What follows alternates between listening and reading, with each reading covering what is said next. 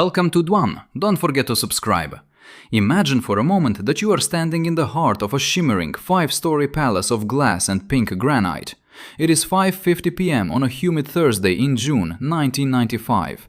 You are in Seoul, South Korea, inside the Sampoong Department Store, a building that is much more than just a mall. It is a towering symbol of a nation's meteoric rise from the ashes of war to a global economic powerhouse.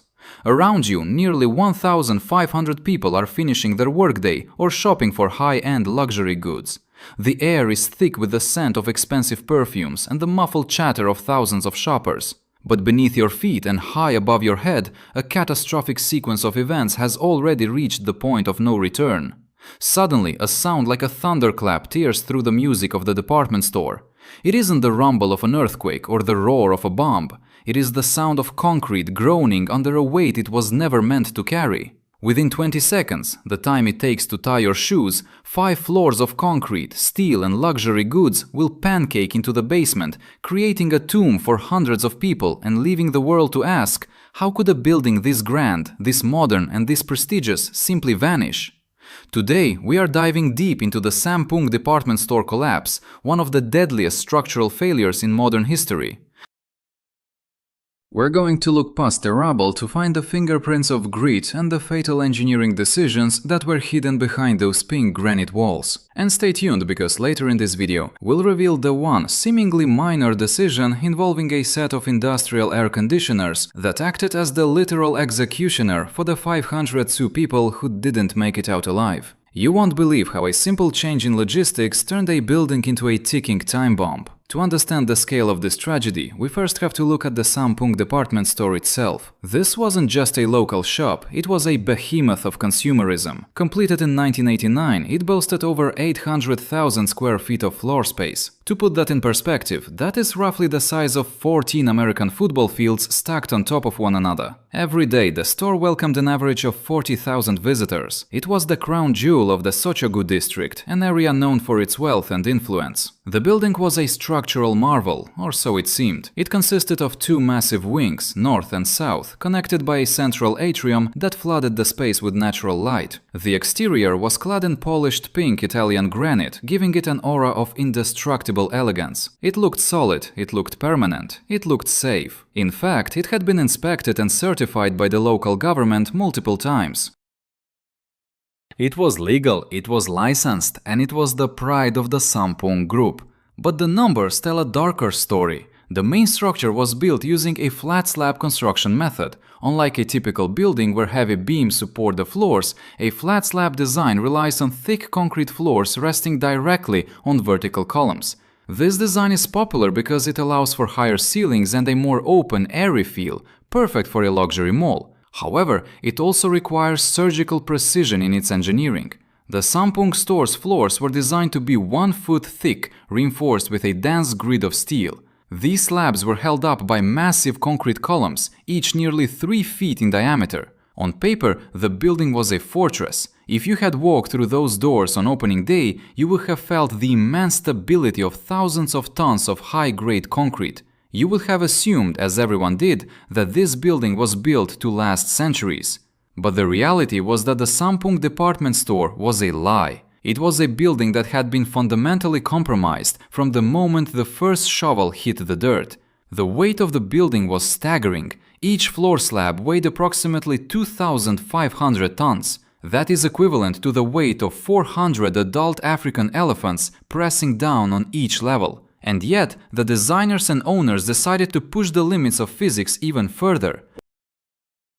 They didn't just want a mall, they wanted a masterpiece, and they were willing to ignore the fundamental laws of structural integrity to get it. We are taught to believe that major buildings are the result of rigorous checks and balances, that engineers are the final gatekeepers of safety. We assume that if a building is open to the public, it must be stable. The Sampoong collapse shatters that assumption forever. It proves that even the most impressive structures can be hollow at their core, held up by nothing more than luck and a hope that the laws of gravity might look the other way. As we move forward, we're going to peel back those pink granite slabs and look at the mechanics of catastrophe. We'll see how a series of small, calculated risks and blatant safety violations combine to create a structural failure so perfect and so total that it changed the way we build forever. The physics of this collapse are as fascinating as they are terrifying, involving concepts like punching shear and load redistribution that turned a luxury mall into a massive concrete guillotine. To understand why the Sampoong Department Store fell, we have to look past the pink granite and into the dark reality of balli balli, a Korean phrase meaning hurry, hurry. This culture of rapid growth at any cost was the invisible foundation upon which the store was built. The catastrophe didn't start on the day of the collapse, it started years earlier in the blueprints. Originally, the site was zoned and designed for a 4-story office building, but midway through construction, Chairman Lee Jun demanded a radical pivot. He wanted a world-class department store. When the original contractors, Woo-Sung Construction, looked at his new plans and saw that they required cutting away support columns to make room for escalators, they did something rare. They refused. They told the chairman the building would not be stable. In response, Lee Jun didn't fix the design. He fired the contractors and replaced them with his own construction firm, a company that would prioritize his vision over the laws of physics. The primary engineering failure was rooted in the flat slab construction method.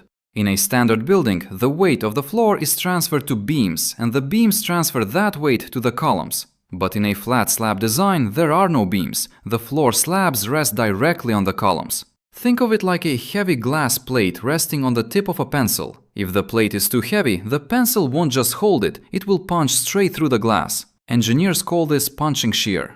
To prevent this, the connection between the column and the slab must be incredibly strong.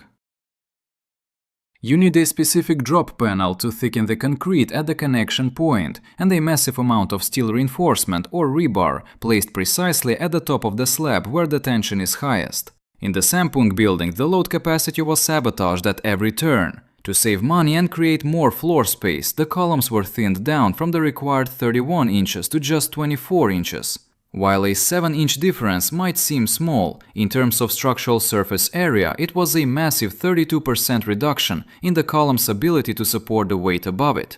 Even worse, the critical rebar inside the slabs was placed 10 centimeters deep instead of the required 5 centimeters. This sounds like a minor clerical error, but in the world of structural mechanics it was a death blow. It effectively halved the structural integrity of the floor-to-column connection. The pencil was now much sharper and the plate was much weaker. But the most egregious violation was the addition of the 5th floor. Originally intended to be a roller rink, the management decided late in the process to convert it into a luxury restaurant area. Because traditional Korean dining involves sitting on the floor, they installed ondol heating, a system of heavy hot water pipes encased in a thick, dense layer of concrete. This added hundreds of tons of dead weight to the very top of a building that was already structurally compromised.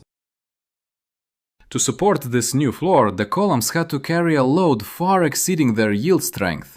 The building was now operating at a safety factor of nearly 0. It was no longer a question of if it would fail, but when. The when was accelerated by the building's air conditioning system. On the roof, 3 massive industrial cooling towers were installed, weighing a combined 45 tons. To put that in perspective, that is like parking 30 mid-sized cars on a single section of the roof. In 1993, due to noise complaints from neighboring apartments, these units had to be moved. Instead of using a crane, which would have cost money and required a permit, the management chose to drag the units across the roof on rollers. This was the point of no return. As these 45-ton behemoths were dragged, they sent massive vibrations through the weakened slabs, creating microfractures and inducing metal fatigue in the already strained rebar. The dragging of the AC units was essentially a slow-motion earthquake that shattered the building's internal skeleton.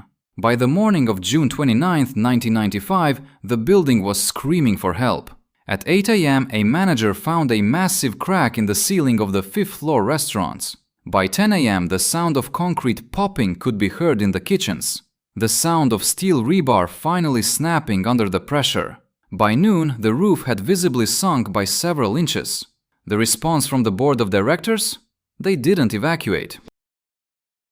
They didn't pull the fire alarm. They simply turned off the air conditioning because the vibrations were making the cracks grow faster. They were more worried about the day's lost revenue than the thousands of lives inside. They moved the expensive jewelry from the top floors to the basement, but they left the people. They stayed in their air-conditioned basement office, debating whether to close, while the angle of inclination on the 5th floor slabs reached the critical failure point. The physics were settled, the chain of decisions was complete. The building was now nothing more than a vertical graveyard, waiting for the final pull of gravity. At 5:50 p.m. on June 29, 1995, the laws of physics finally overrode the arrogance of man. The first sign of the end wasn't a loud explosion, but a series of sharp metallic cracks, the sound of high-tensile steel rebar snapping like dry twigs under a weight it was never meant to hold.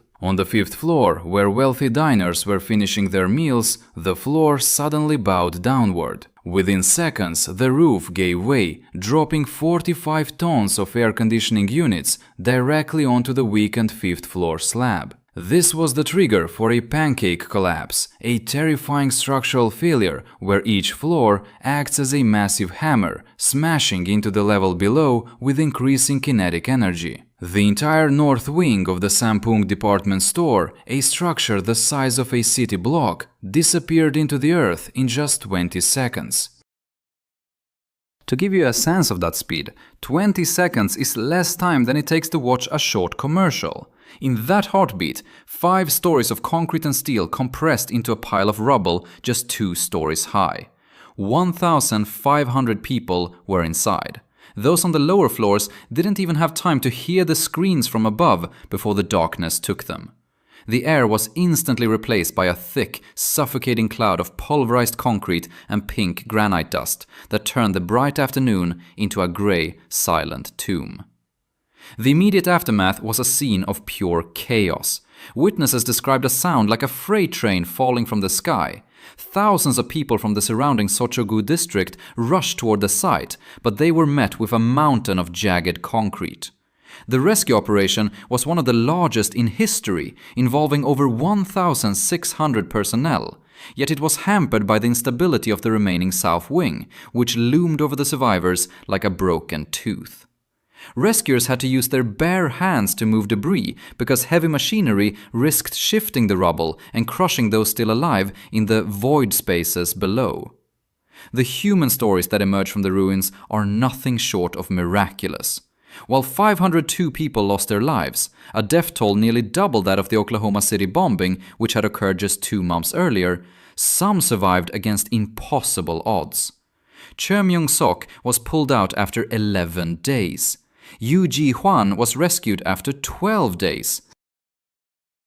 And then there is the story of 19-year-old Park Sung-hyun, who was found alive after 17 days buried in the dark. She had survived by drinking rainwater that seeped through the cracks and by eating the cardboard of a nearby shoebox. 17 days is longer than 2 full work weeks without food, light or help, trapped in a space no larger than a coffin. As the dust settled, the focus shifted from rescue to the hunt for answers. Forensic engineers descended on the site, and what they found was a blueprint for murder. They discovered that the concrete columns, the very legs of the building, were not only thinned by 25%, but they were missing half of the required internal steel reinforcement. When investigators looked at the punching shear zones where the columns met the floors, they found that the critical steel bars were placed too low in the slab, rendering them structurally useless. It was as if the building had been held together by nothing more than habit and prayer. The investigation quickly turned toward the boardrooms of the Sampoong Group. The world was horrified when Chairman Lee Jun was brought in for questioning. Rather than expressing remorse, he famously told reporters that the collapse was a tragedy for his company because the loss of the building meant a loss of property and assets. This callousness sparked a national outrage. The investigation revealed a systemic web of corruption.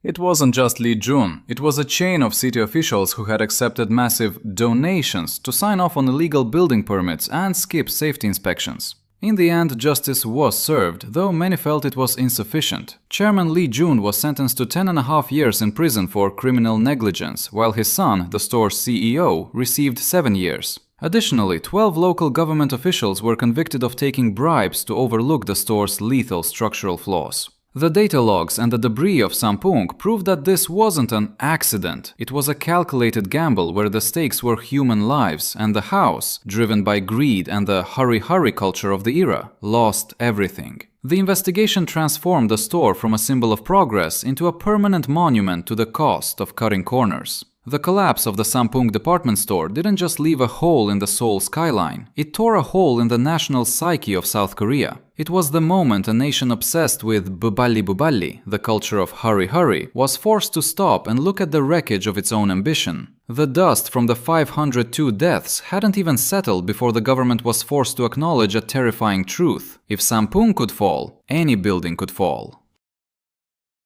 This realization triggered the most massive safety audit in modern history. In the months following the tragedy, the South Korean government ordered a mandatory inspection of every single high-rise building in the country. The scale of the findings was a horror story written in concrete. Of the roughly 1,100 high-rise buildings inspected, only 2% were found to be completely safe and built to code. To put that in perspective, that is like walking into a room of 100 people and discovering that only 2 of them are healthy, while the rest are suffering from life-threatening illnesses. The audit revealed that 80% of the buildings required major structural repairs, and a staggering 15%, nearly 165 massive structures, were so dangerously unstable they had to be demolished immediately. The miracle on the Han River, South Korea's era of rapid economic growth, had been built on a foundation of sand, bribes, and skipped inspections. This wasn't just a failure of one department store, it was a systemic rot that had permeated the entire construction industry.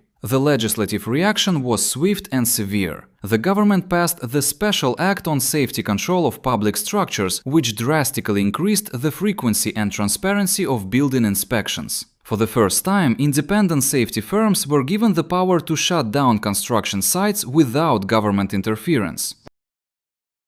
The Buboli-Boni era of construction was officially over, replaced by a legal framework that prioritized structural integrity over speed and profit. The cost of this lesson, however, was measured in the lives of hundreds of innocent shoppers and workers. Sampoong was not an isolated incident. Only 8 months prior, in October 1994, the Songsu Bridge in Seoul had snapped in half during the morning rush hour, killing 32 people. These two events together acted as a mirror for the country. They showed that when a society values the look of progress over the science of safety, gravity will eventually collect its debt.